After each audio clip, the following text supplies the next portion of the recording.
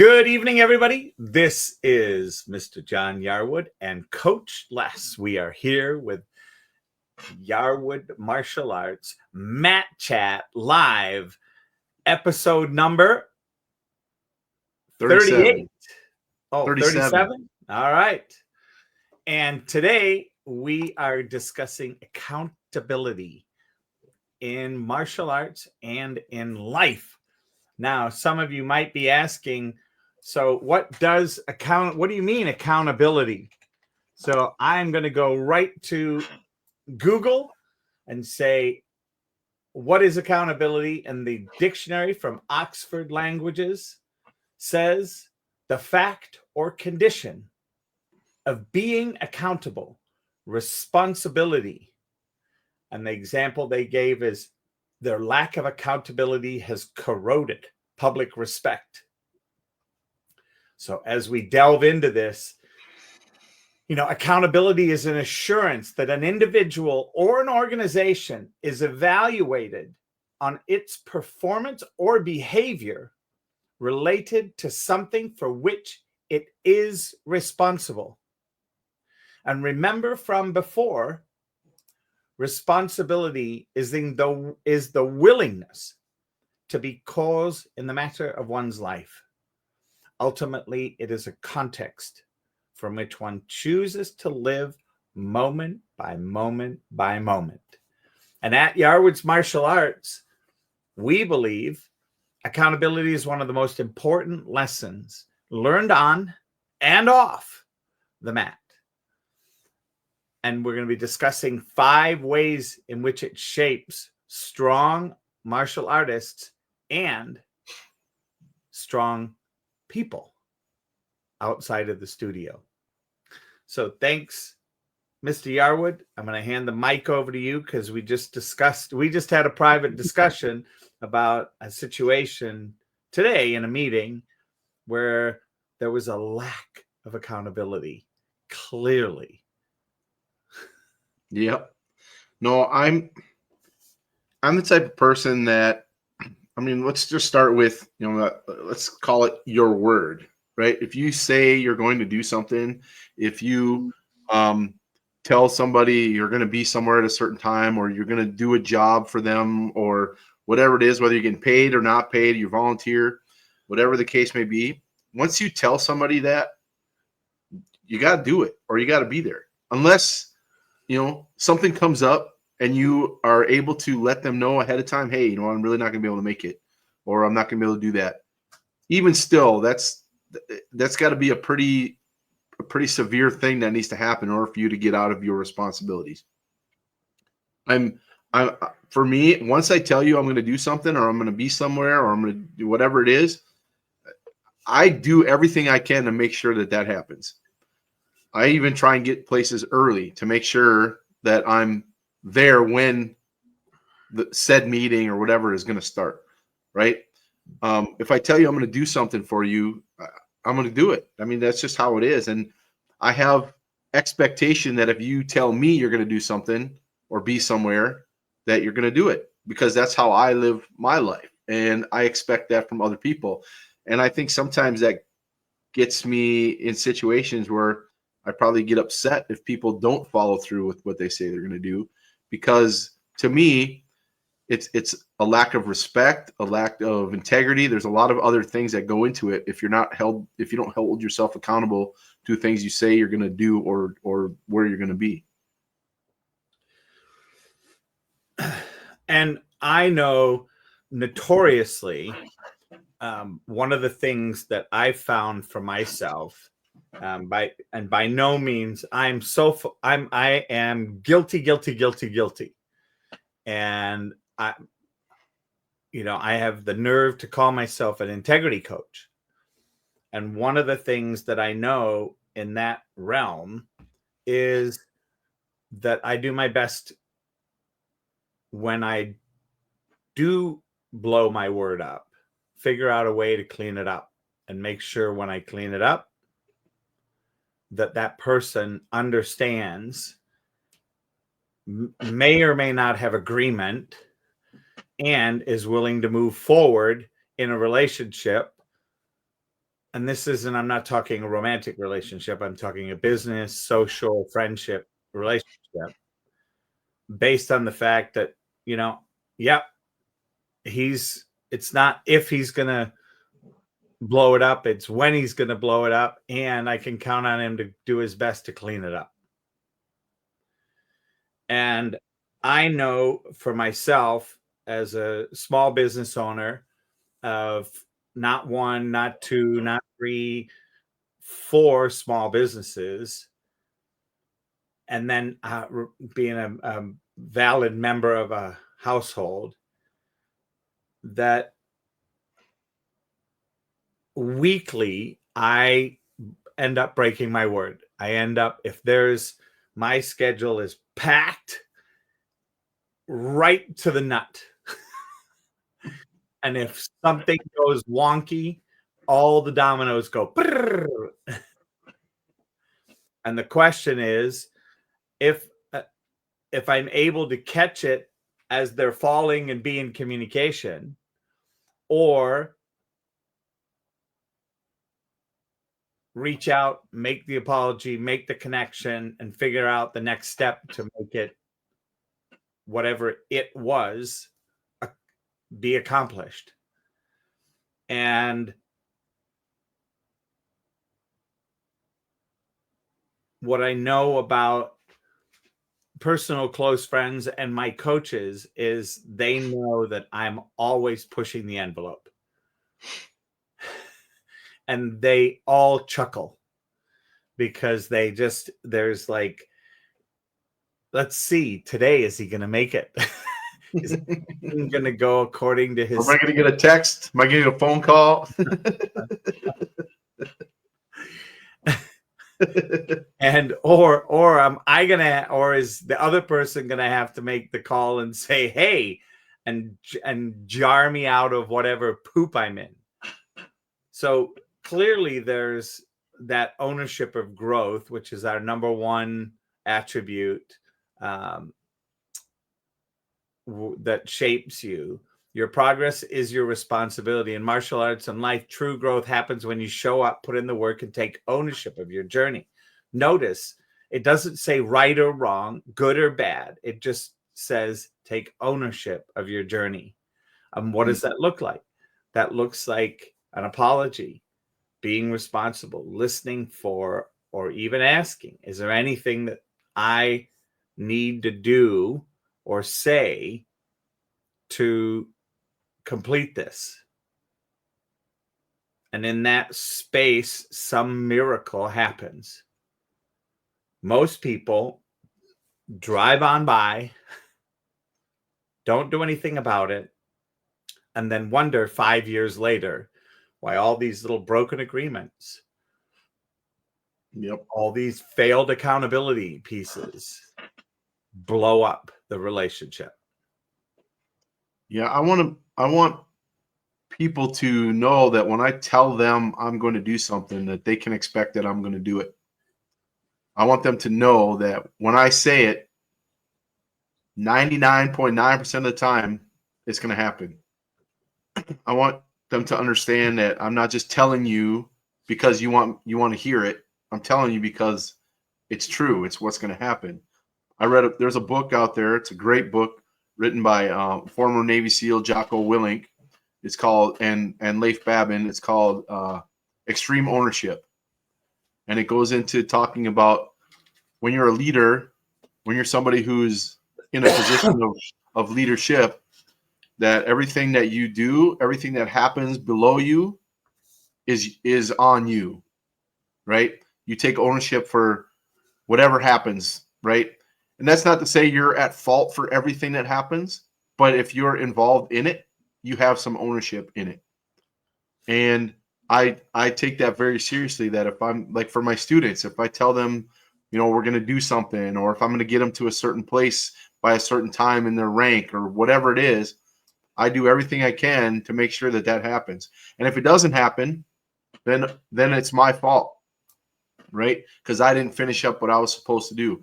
With my instructors, it's my goal to get them to a point where they don't need me very much, right? They can go off on their own and help in classes and assist and know everything they're supposed to do. But I take ownership for what they do, because if they're acting in a certain way, it's because I haven't trained them the way that they're supposed to be doing it, right? Sure, they have to have accountability for their own actions, but also there's some accountability on my part because I didn't teach them the way they're supposed to be doing things.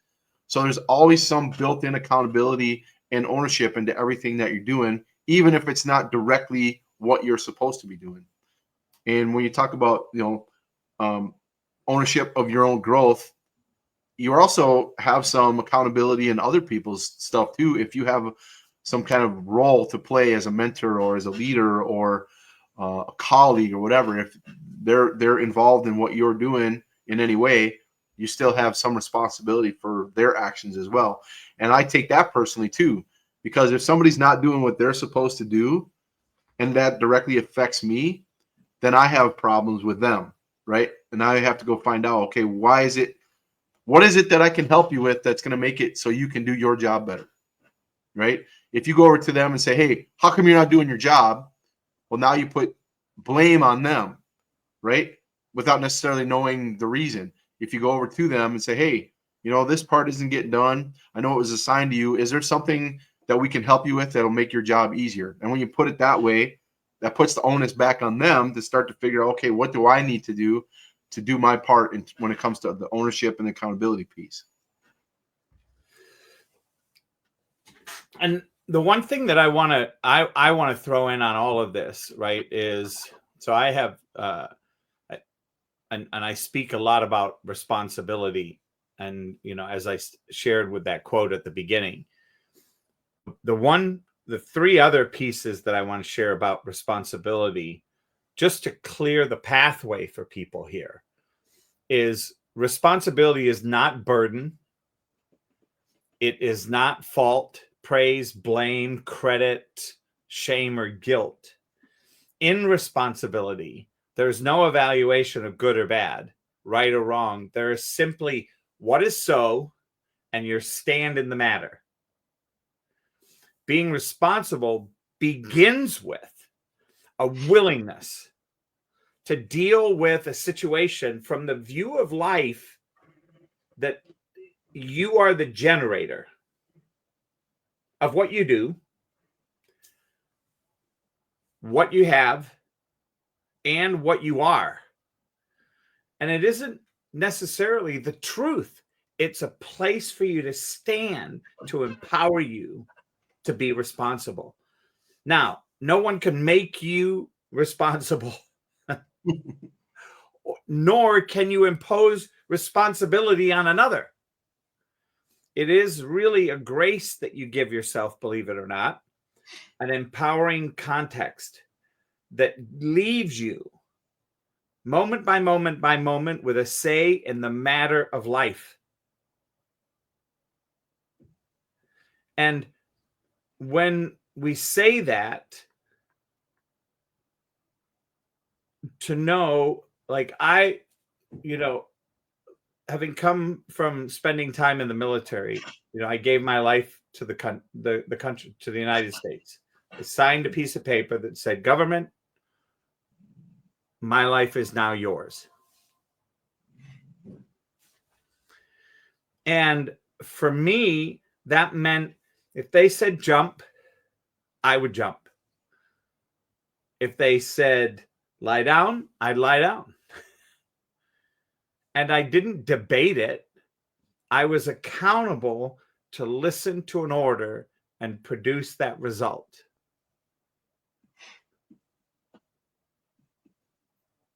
Now, in today's world, there are so many people that question that.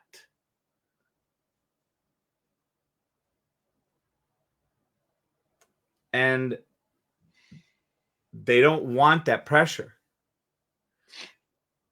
Yet, along with all of that pressure, along with all of that game, comes the beauty of some of the things that we're going to be speaking about here in a moment. The ability to own the growth that you're going through, learn from mistakes, build respect and trust with those around you. Understand the need for discipline and consistency. And finally,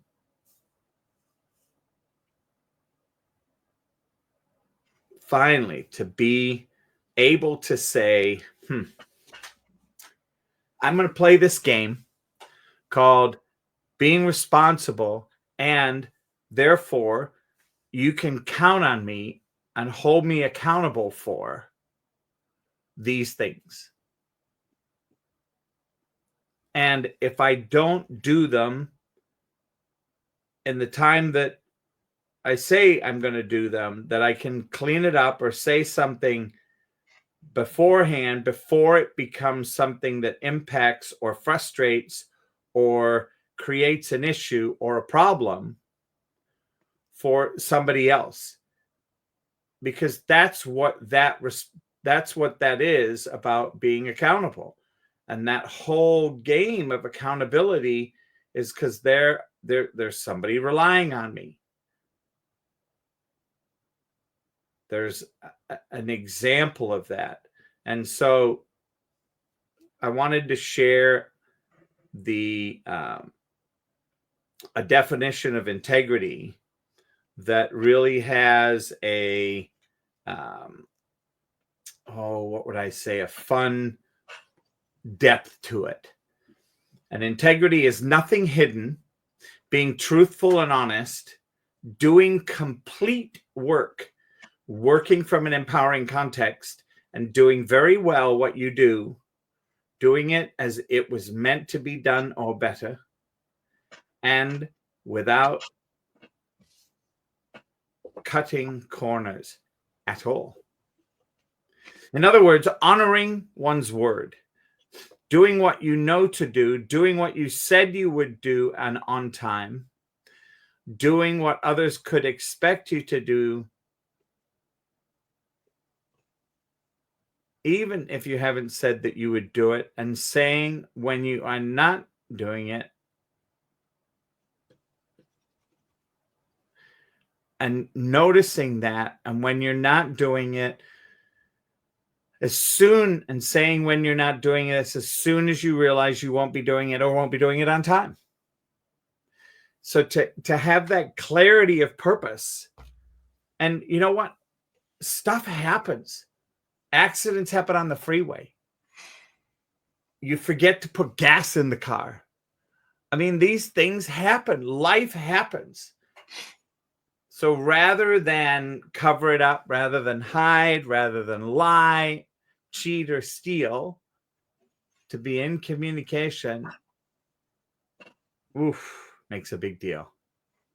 Back over to you, Mr. Jarwood. Yeah, and then when all of those things happen, that next level is taking ownership of those things, of the mistakes that you've made, owning up to what it is you've done, and then trying to either repair them or not let them happen again, right? Learning from the things that happened, trying to anticipate some things that could come up, right? And building that into how you're doing things. Because if you're not having the ownership of it, of the mistakes that you're making, then you really aren't having accountability, because then you're starting to blame things that happen on other things or other people, right? Like you said, sure, you didn't put enough gas in the car, but whose fault was that? Right? You didn't account for a train going across the tracks that you cross every single time and made you late.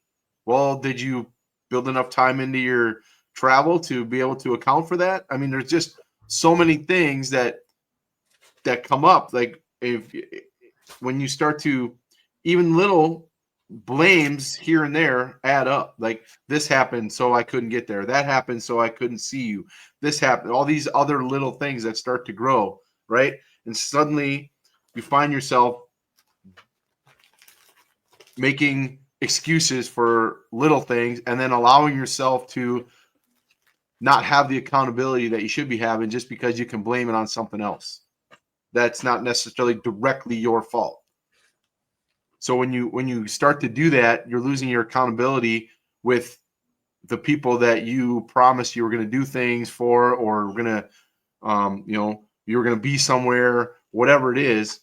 And as you allow yourself to do that little by little by little, your accountability breaks down, and suddenly people aren't. They might hear you say, "Yeah, I'll be there at 10 a.m.," but they know in reality you're probably not going to be, right? Just because you stopped having the accountability and the ownership of what you're doing. So you're like, it doesn't matter because I'm going to be late anyway, so who cares?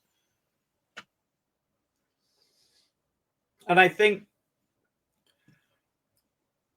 in what you just said, I want people to really realize this isn't about an excuse.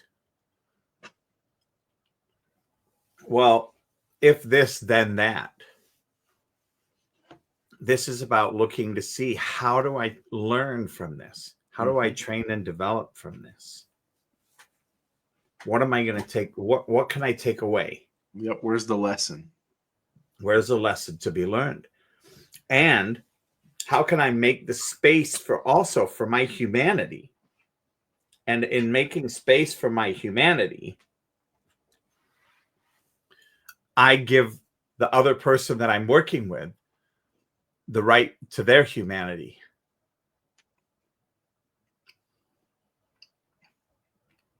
There's always room, like you said, there's room for grace, right?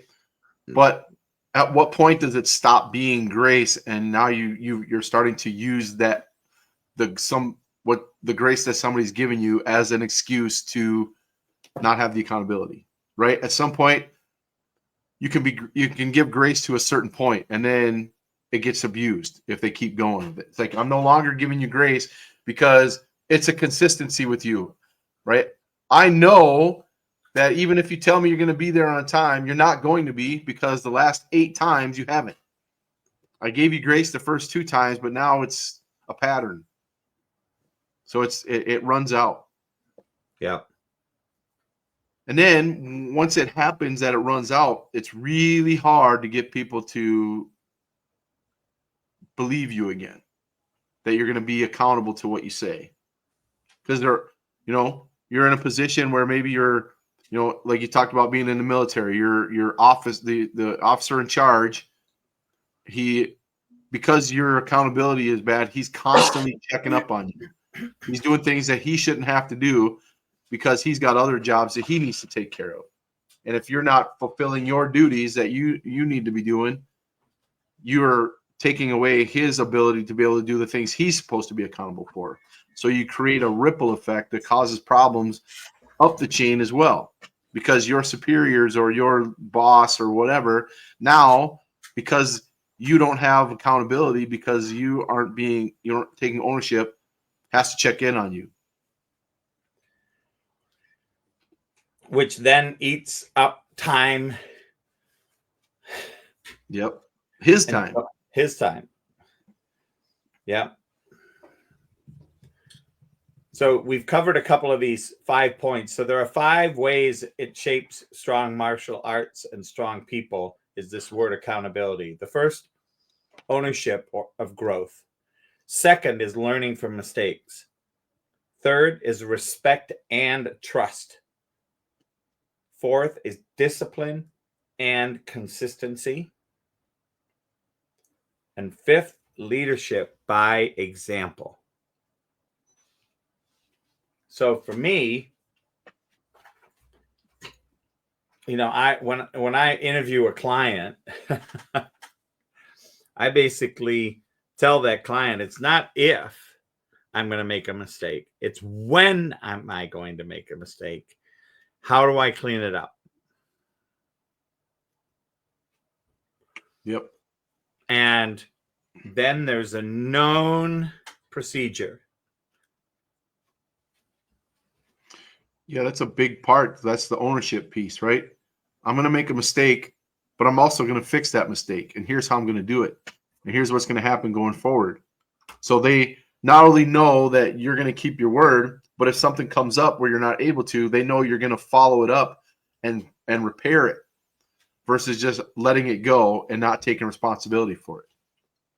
So they have that They know that you're accountable, whether you do exactly what you're supposed to say or you have something come up and have to change how you do things. You're still going to do what you said you're going to do.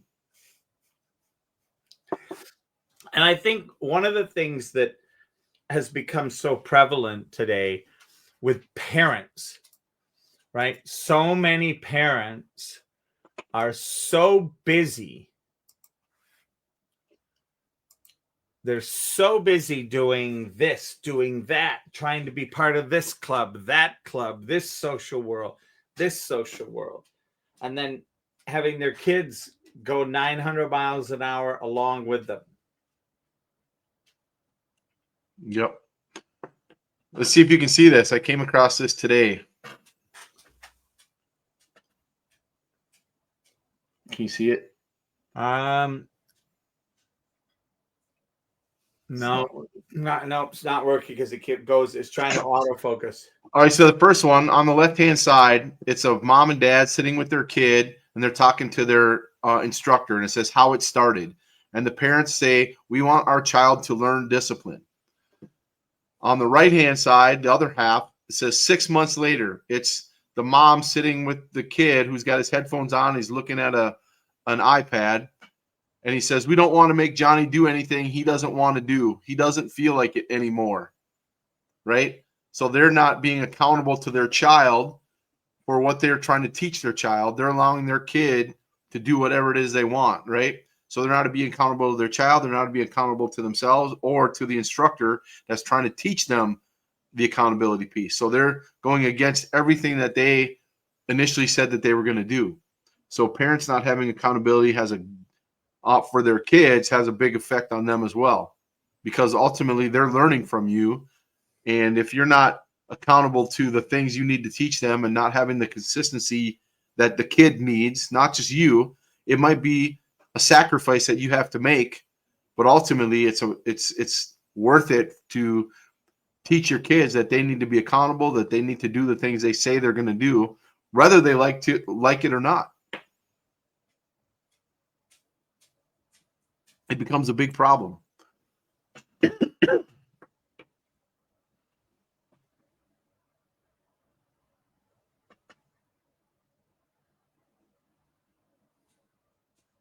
Are you sleeping? It looks like you fell asleep. No. Contemplating? Well, so part of the issue that I have today,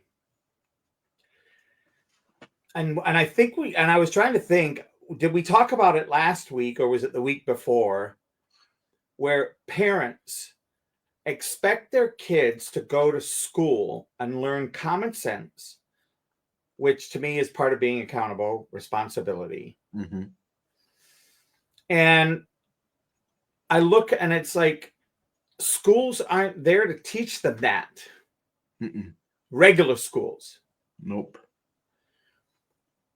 What is dynamite about what you're up to and what you've created is this bridge between life, school, and parents.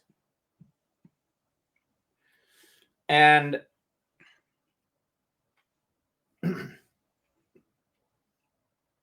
I was reminiscing about my parents. My parents were super strict. Both of them were in the military. I had to be in bed a certain time, Monday through Friday, Sunday through Thursday, and Friday and Saturday I had an hour extension. And even as a senior in high school, I could not be out past a certain time, Sunday through Thursday. And people, and including, this is when I say people, this is me, and I'm including myself. I thought I was in prison. So when I went to university, I mean, I did one of those overnight. Shackles were off. Oh my gosh. It's like, this is what life is like after 10 o'clock.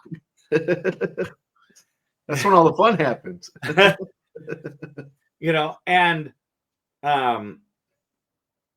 And it wasn't about drinking or drugs or any of that. It was just look at all this life that happens after I used to have to go to bed. Mm-hmm. So, I'm sitting here and I'm thinking, what reward is there for being accountable?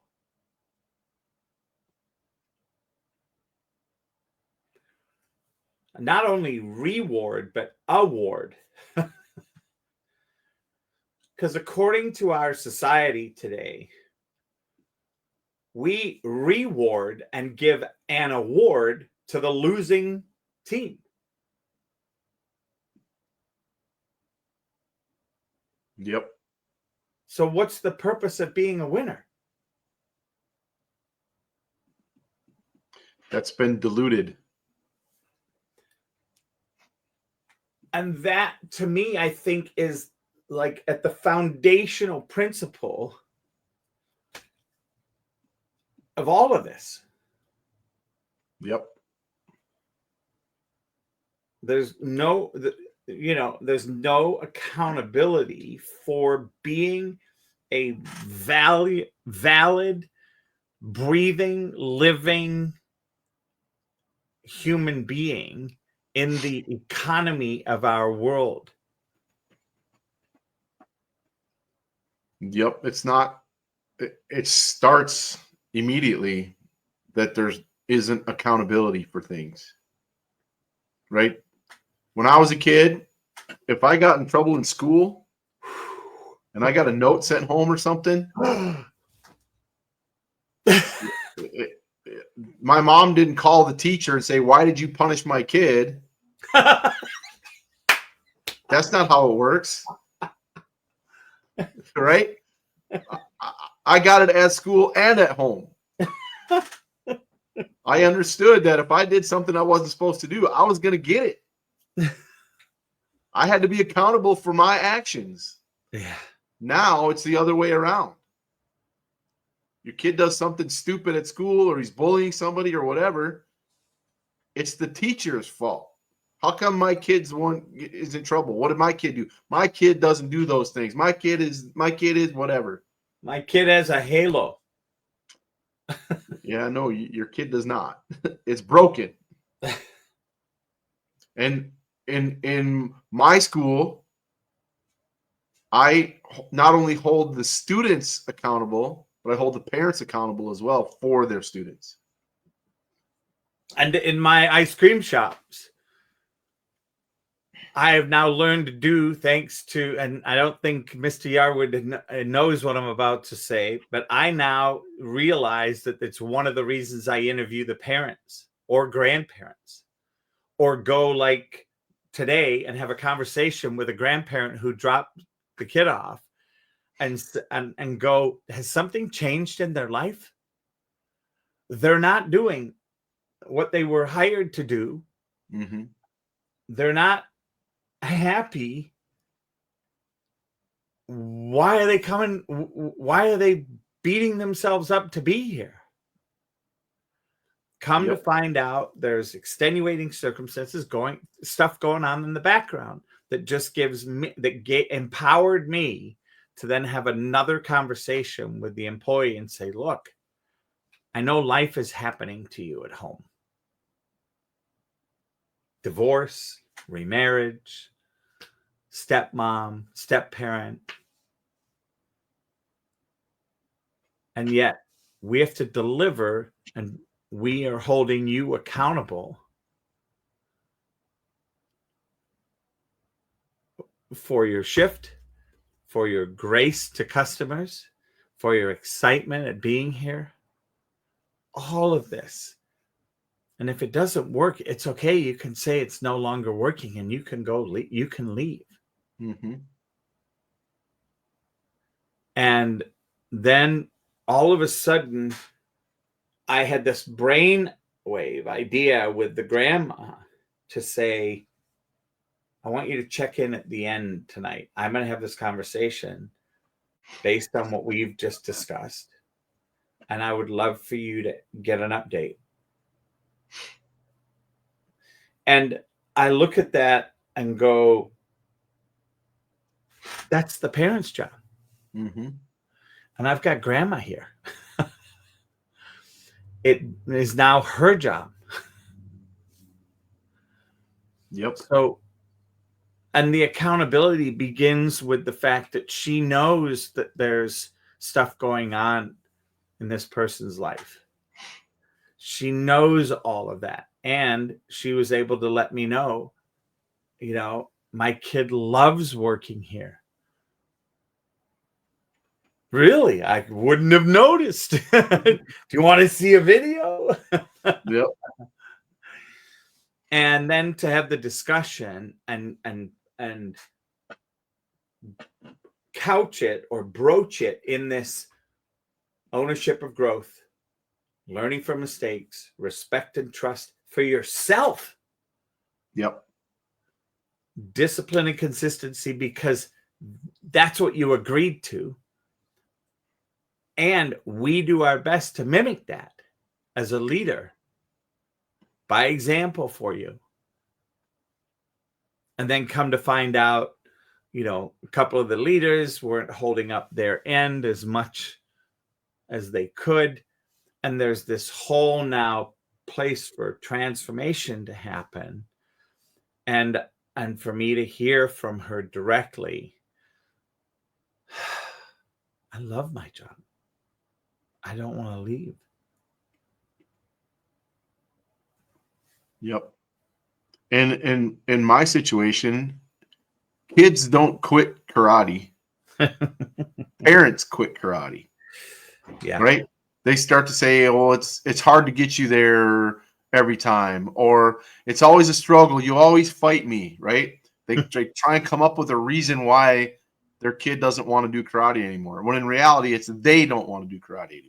They're just transferring it to their child, right? Because their child doesn't make that decision, but the parent can ultimately talk that kid into it because they don't want to do it. So they make it, "Oh man, you really want to go to karate tonight? We could go, we got something else going on," or whatever, right? They start to feed that little voice into their head that the kid doesn't want to do it anymore. And then the kid decides that they don't want to do it anymore. And the parent says, "See, I knew you didn't want to do it anymore." They're not getting the value out of it that they should be getting out of it because they're not taking accountability for the things that their students are learning, that their kids are learning, right? Because I'm teaching the kids all this stuff. And if the parents aren't taking it in, it doesn't get stuck in there. It leaks back out again. Yeah. So that's why we really work hard on sending stuff home with the kids, not just doing it in class. And I think the camaraderie that it creates, right? When we know that the people on our right and the people on our left are being held accountable for the same as I am. Mm-hmm. Creates another level. Yep.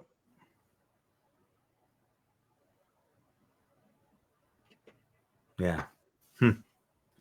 Well, what a great... Be accountable, be unstoppable, be the best version of yourself. Yes. Any closing statements? Do what you say what you do. Mm-hmm. And remember... Hold yourself accountable. Hold others accountable. Yeah. And remember, if it's meant to be, it's up to me. That's right. All right. Well, thank you, everybody, for joining us. Thanks for being here at YMA Chat number 37. There we go. See you on the mats.